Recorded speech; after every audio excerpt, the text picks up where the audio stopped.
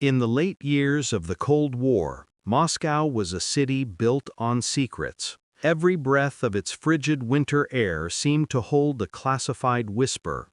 Above ground, it was a sprawling metropolis of monumental Stalinist architecture, broad avenues choked with boxy ladas and endless queues for bread and shoes. The surface was a theater of proletarian unity, a bustling capital of a global superpower.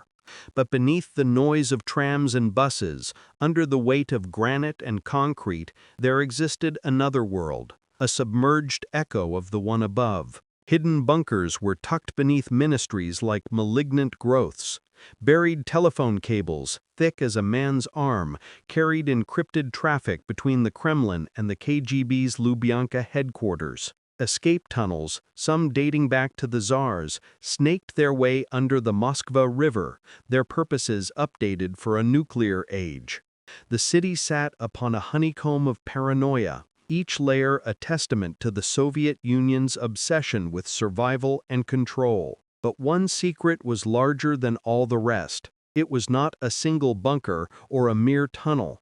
It was an architectural and logistical feat of staggering, almost insane ambition. Beneath the capital's crowded streets, in chambers excavated from the dense ancient clay, Soviet engineers, military brigades, and an army of conscripted laborers, the Stroybot, carved out an entire underground city. This was no simple shelter. It was a parallel metropolis, a doppelganger of the world above, designed to function in utter isolation. It contained dedicated rail lines, with platforms where special metro cars could shuttle the Politburo from the Kremlin to its depths. There were living quarters for thousands, with barracks, private apartments for the elite, and communal kitchens stocked with decades' worth of canned goods. Vast communications hubs, shielded by tons of copper and lead, bristled with antennas designed to push signals through a radioactive atmosphere. There were hospitals with operating theaters,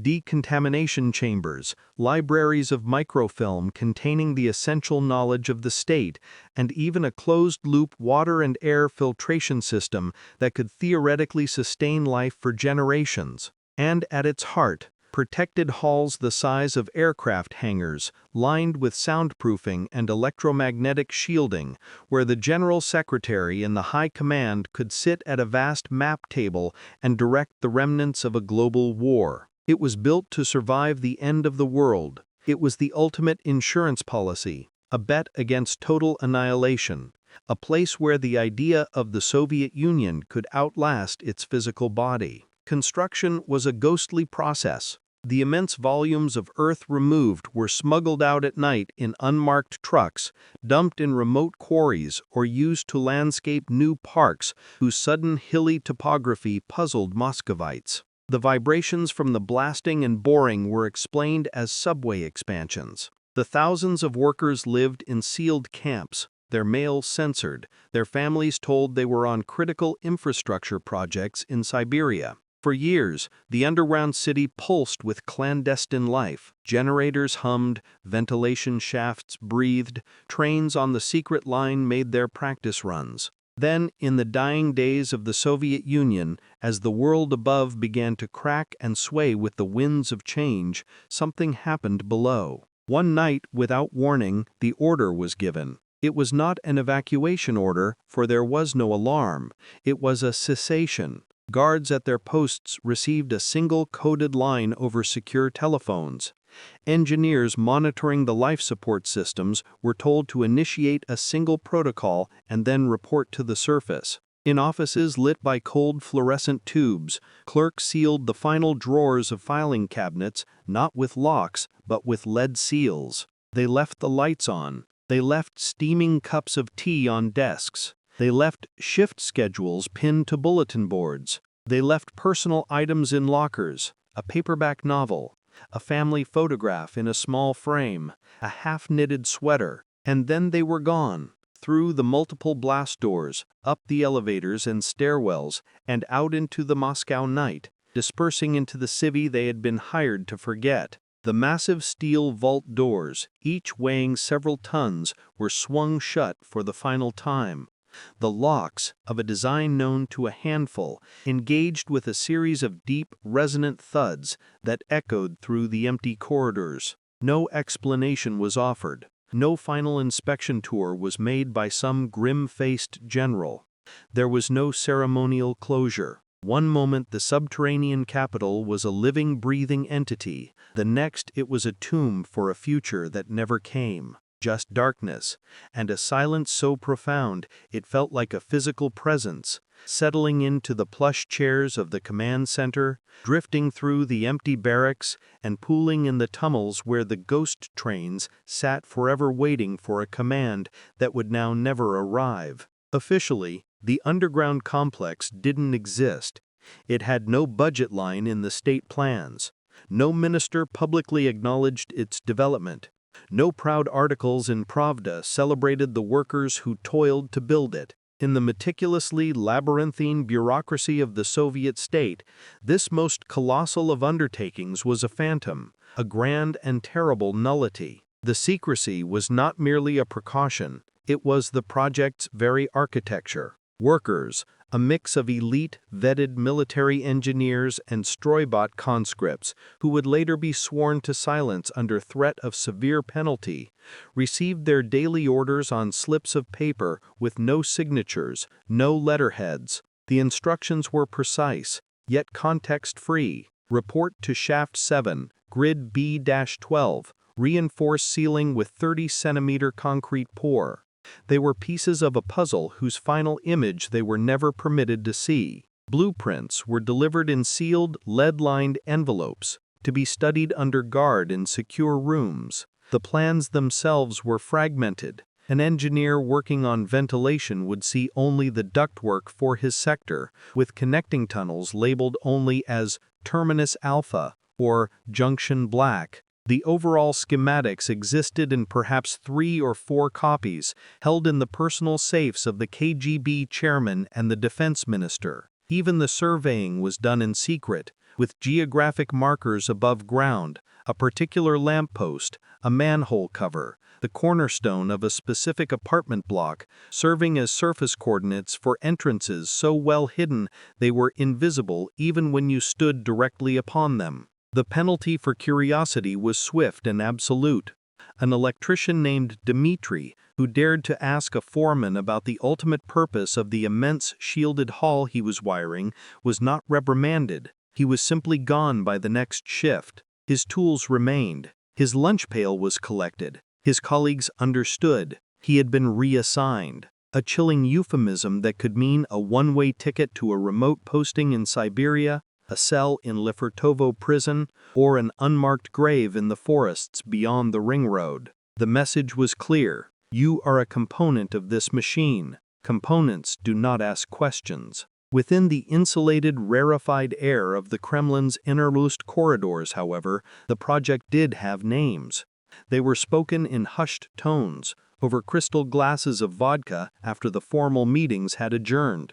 Rumors, passed from aide to general secretary, gave it titles of mythic gravity. Some called it Facility Zero. This was the technical, almost clinical designation, suggesting a place before all other places, the foundational node from which all state power would emanate after the firestorm. Others referred to it as the deep shelter. This was the functional term, blunt and descriptive, used in the driest of contingency planning documents that circulated among a dozen hands. For the military strategists in the general staff, it was called the Other Moscow. This name acknowledged its true scale and purpose. It was not a bunker, it was a duplicate, a strategic mirror image where the business of empire could continue uninterrupted. And for the most superstitious of the old apparatchiks, those who remembered the purges and the war and saw omens in the rustling of the curtains, it was spoken of as the Second Capital.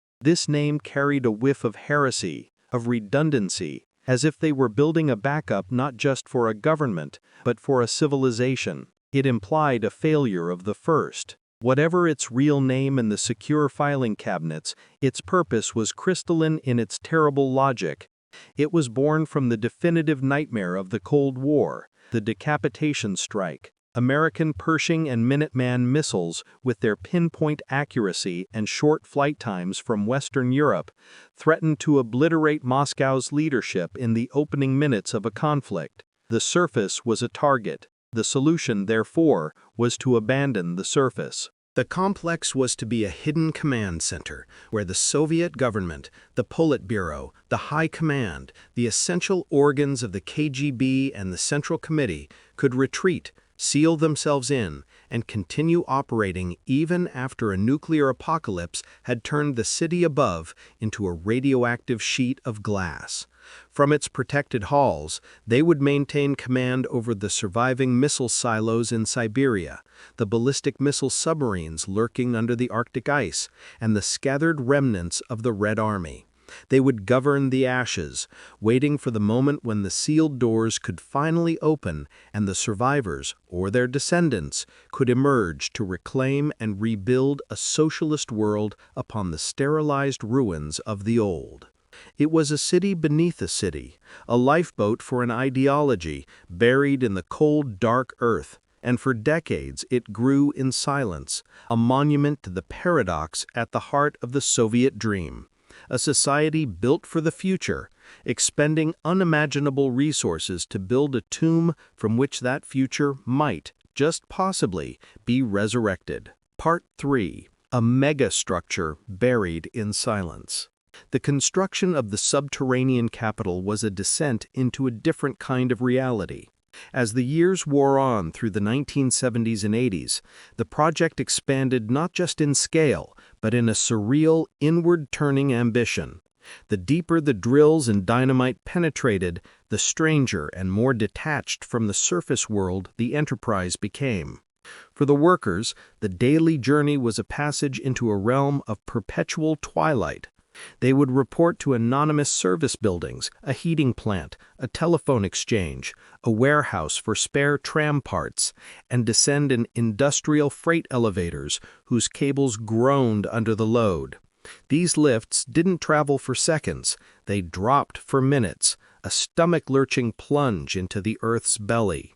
The temperature would drop, then steadily rise as they neared the geothermal warmth far below the frost line. The air grew thick with the smells of damp clay, diesel exhaust from generators, and the sharp metallic tang of freshly cut rock. The tunnels they excavated ceased to be mere corridors. They became underground avenues, wide enough for 2 military trucks to pass abreast. Their arched ceilings braced with steel ribs and sprayed with a layer of gunite that gleamed wetly under the strings of work lights. These avenues branched and curved, extending silently beneath entire Moscow districts, beneath the sprawling grounds of Moscow State University, beneath the winding lanes of the Arbat, beneath the very foundations of the Kremlin's walls.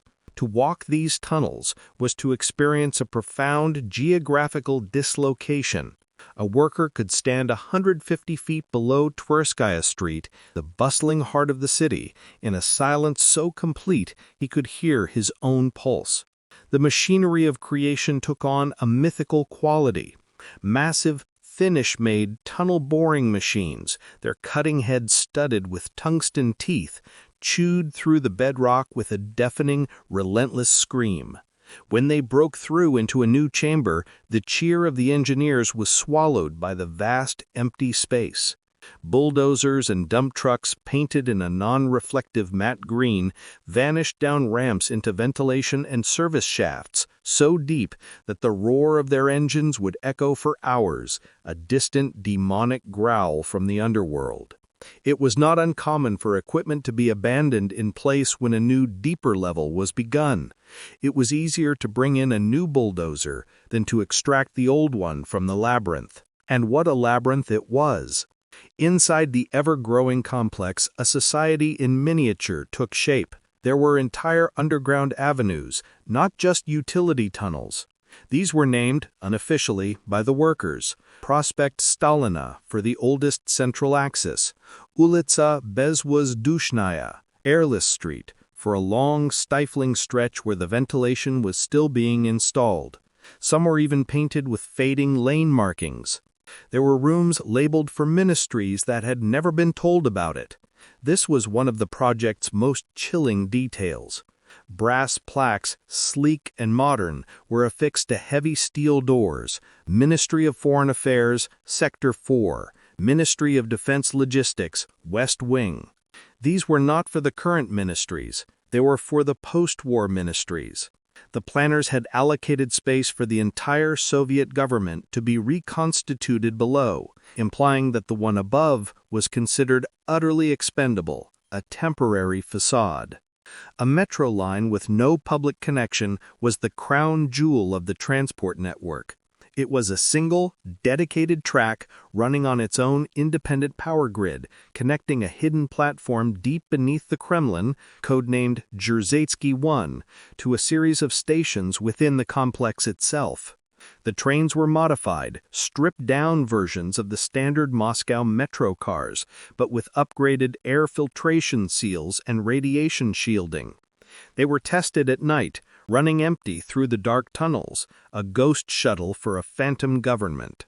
Storage chambers with reinforced blast doors stood like bank vaults in a cathedral. These doors were marvels of paranoid engineering, multi-layered affairs of steel, lead, and compressed asbestos, with manual wheel locks like those on a submarine. Behind them were stacked pallets of everything a post-apocalyptic state might need. Not just canned goods and water drums, but paper, ink, uniforms, seed stock for hydroponic farms, spare parts for the ventilation systems, and medical supplies with shelf dates stretching into the 21st century. And finally, the ventilation systems capable of supporting tens of thousands of people. This was the true lifeline. The intake shafts, cunningly disguised as geological features or tucked into the bases of remote smokestacks, drew air from dozens of miles away. The air was then cycled through a brutal gauntlet of filters: particle, chemical, biological, and radioactive. The machinery for this filled cavernous halls, with ducts large enough to walk through standing upright.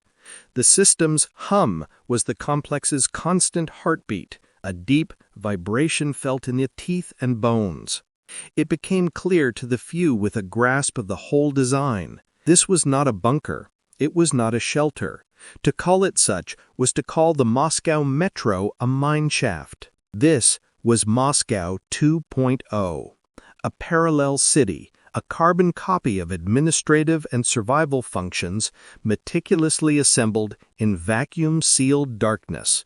It was a city waiting in a state of perfect, preserved readiness for the day the surface world fell apart. It was a city that prayed, in its silent concrete heart, for its own reason to exist, for the onic fire that would make it capital of everything that remained. The project did not die by a bang or even a whimper. It ended with a sigh of bureaucratic finality, as silent and decisive as the closing of a ledger. The year was 1991. Above ground, the Soviet Empire was in its death throes. The air was thick with the smoke of burning party cards, the rhetoric of reform, and the palpable stench of decayed power. The August coup had come and gone, a farcical spasm of the old guard. The hammer and sickle flag over the Kremlin seemed to hang with less conviction with each passing day. But below, in the sealed world of the second capital, work had, against all logic, continued. Momentum, bureaucracy, and sheer institutional inertia kept the lights on and the drills spinning. It was as if the complex itself refused to acknowledge the unraveling happening in the world it was built to survive. Then on a cold, unremarkable night in late November 1991, it happened. The end was not a gradual wind-down. It did not slow. It was not paused for review. It was stopped. With the clinical finality of a guillotine blade, engineers and foremen arriving for the night shift at their usual access points, the disguised door in the basement of a closed textile factory, the maintenance hatch in a metro ventilation building, found new faces waiting. Not the familiar, weary officers of the KGB's Directorate for Special Construction. These were younger, harder men from the internal troops, clad in crisp, unmarked uniforms, their expressions blank. The gates were locked with heavy chains and new, shiny padlocks. When questioned, the guards offered no explanation. They simply repeated, in a flat tone, "The facility is closed. Your services are no longer required. Return your security passes." At some sites, workers watched, bewildered, as teams of welders, brought in from elsewhere, methodically sealed service entrances and ventilation shafts with thick steel plates, the arcs of their torches casting frantic, jumping shadows in the night. It was a surgery of amputation, cutting the underground city off from the world with deliberate, permanent scars. Inside the complex itself, the stillness that descended was of an uncanny, museum-like quality.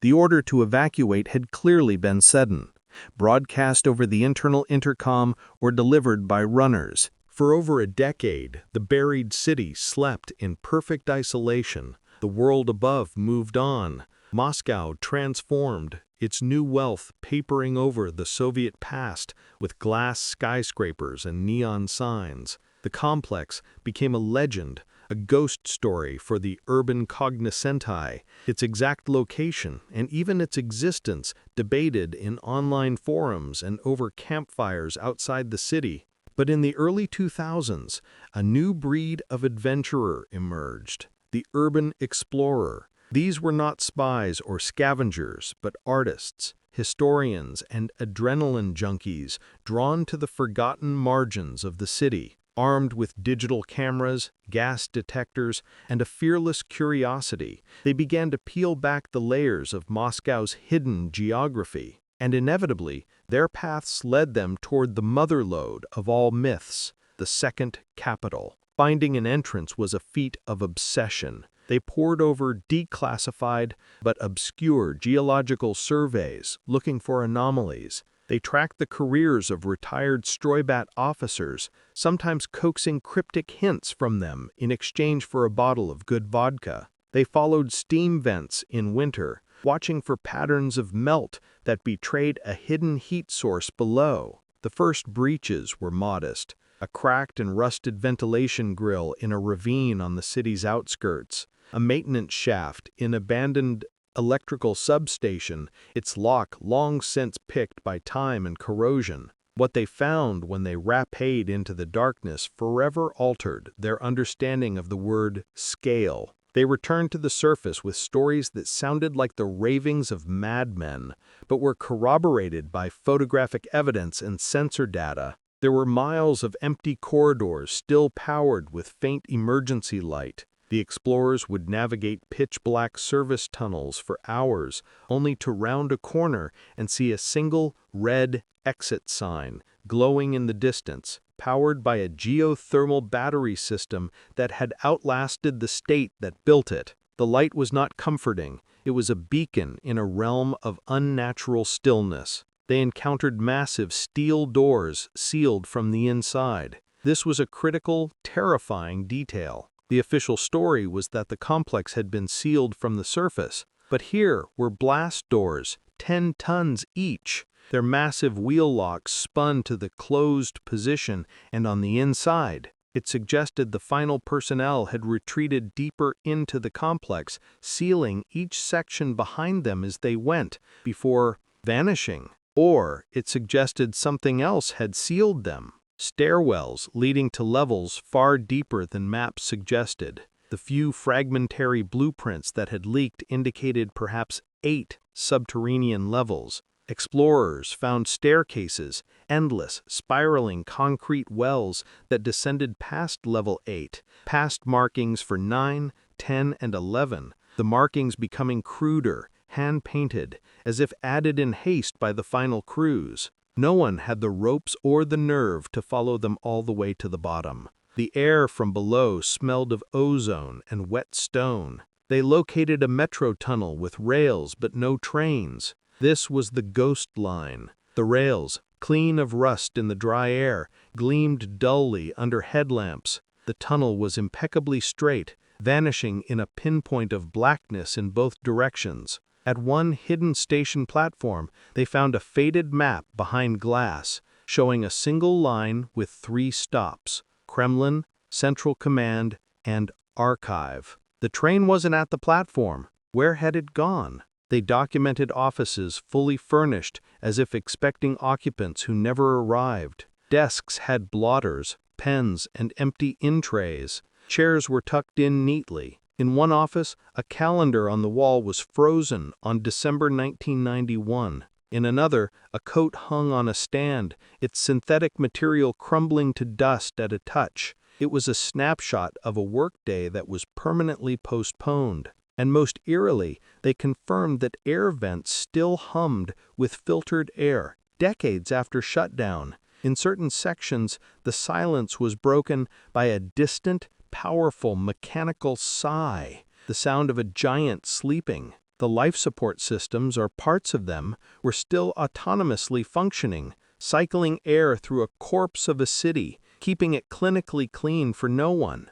One explorer, a stoic ex-soldier named Ilya, described finding a chamber so vast his powerful 2,000-lumen lamp could not find the far wall or the ceiling. He fired a flare. Its red light arced through the emptiness, revealing only more emptiness, before dying somewhere in the distant void. The sound of a single drop of water hitting a pool echoed for over 10 seconds. The acoustics of a cathedral built by giants. He called it the Hall of the Silent God. And the overarching pervasive sensation every explorer reported was that every tunnel seemed to lead deeper. The design felt non-Euclidean. A corridor would appear to slope upward only for their level gauges to show they were descending. Maps became useless within minutes. The complex had no clear center, no logical terminus. It simply spread, a concrete mycelium through the bedrock.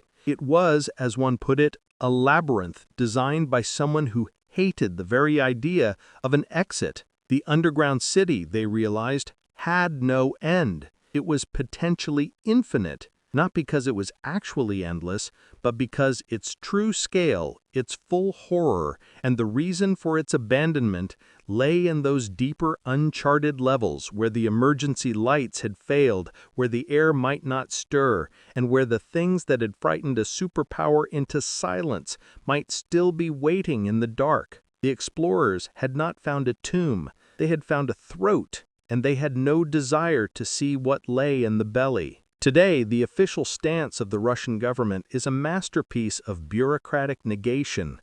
When asked, which is almost never by a compliant press, about the vast subterranean complex, spokesmen offer a blank stare, a slight dismissive shrug. The policy is one of elegant, impenetrable denial. Not angry denial, not defensive denial, but the denial one offers to a question about the weather on Mars. It is so far outside the realm of acknowledged reality that it does not merit engagement. They deny the underground city was ever abandoned, because in their official lexicon, it was never anything at all. It is a non-place, a void in the records, a rumor.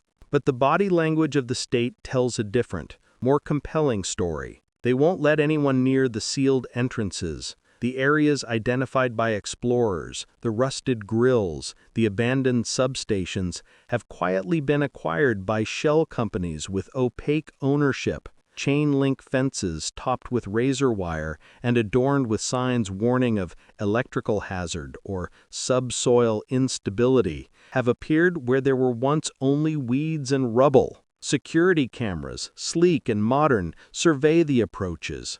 Not the obvious lazy patrols of bored guards, but the silent, persistent presence of motion sensors and automated systems.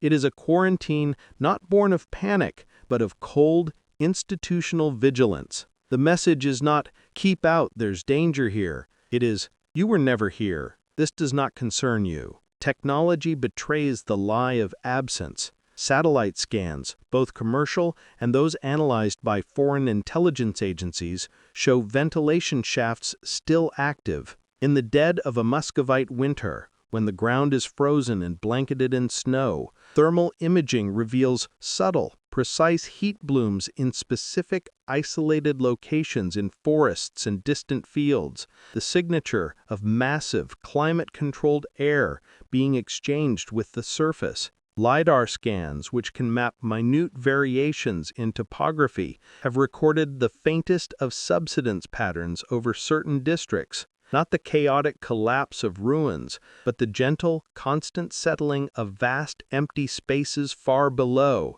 adjusting their burden over time.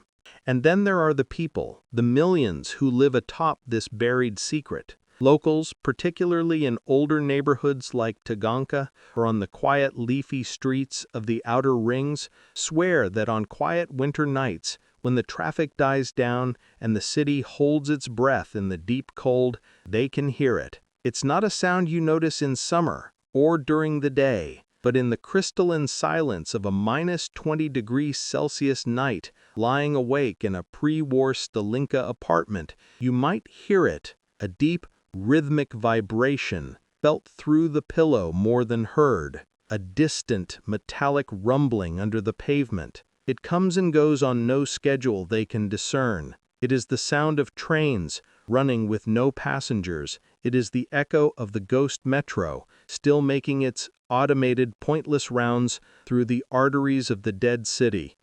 This persistent, low-grade evidence has split those who believe in the complex's existence into two camps. Some believe it is still in use. This is the theory of the hardened realist, the student of power. They argue that the Soviet state may have died, but its organs were transplanted. The complex, they posit, was never truly abandoned. It was mothballed, its systems placed on low-power automation, waiting for a new tenant. That tenant, they suggest, is the modern Russian security state, not the sprawling bureaucratic government, but the deep, shadowy Siloviki, the military intelligence, GRU, the Federal Security Service, FSB, and the private armies of the oligarchs closest to the throne. In this reading, the second capital has been retrofitted. Its barracks are now server farms for cyber operations. Its map rooms are situation centers for information warfare. Its shielded halls host meetings that leave no digital footprint in a place no satellite can see. It is the ultimate off-the-books facility, a sovereign territory within the homeland where the rules of the surface world do not apply. The trains don't run for the Politburo anymore. They run for a new, even more secretive Politburo, one that never left. Others think it's a ghost city, hidden beneath millions of unsuspecting people. This is the view of the romantics and the fatalists. They see it as a pristine, frozen monument, a museum of Soviet apocalyptic anxiety. They believe the doors sealed in 1991 have never been reopened. The air still hums because the machines were built by people who built things to last 1,000 years. The trains run because a forgotten automated protocol etched into a magnetic tape computer has not yet received the stop command. In this version, the complex is a sleeping king under the mountain, a ruler without subjects, a government in exile from a war that never happened. It is a memory in concrete and steel, a memory so heavy and real it has its own gravity, its own weather, its own time. The people walking the streets above are like ants on the lid of a sarcophagus, oblivious to the perfectly preserved world beneath their feet. The truth likely lies in a shadowy place between these two poles. Parts may be repurposed, watched over by a silent digital caretaker system. Vast, deeper stretches may lie in absolute primordial darkness, untouched since the last worker fled. The complex is not one thing, but many. A whole second Moscow. Not a copy, but a dark reflection. A negative image of the city above, where wide avenues exist not for celebration, but for armored vehicle convoys. Where spacious halls were built not for opera, but for the orchestration of Armageddon, where living quarters were designed not for life, but for the protracted, grim afterlife of a species. It was built in secret, Its foundations were poured in lies and fear. Its corridors were paid for with the rubles of a people standing in line for necessities, and with the silence of men who disappeared for asking the wrong question. It was locked away in silence, not with a ceremonial key, but with the final, echoing thud of blast doors swung shut by men who likely did not understand why, only that the order was final. And it was left waiting for a day that never came. The nuclear exchange, the decapitation strike, the firestorm, it all remained in the realm of war game simulations and paranoid fiction. The future it was built for evaporated, leaving the past stranded in a perpetual, uneventful present. Whatever the precise, fragmented truth is, a functioning black site, a radioactive tomb, a geological anomaly, or some haunting alloy of all three, one thing resonates with the certainty of a deep seismic tremor. The world above knows only half of Moscow.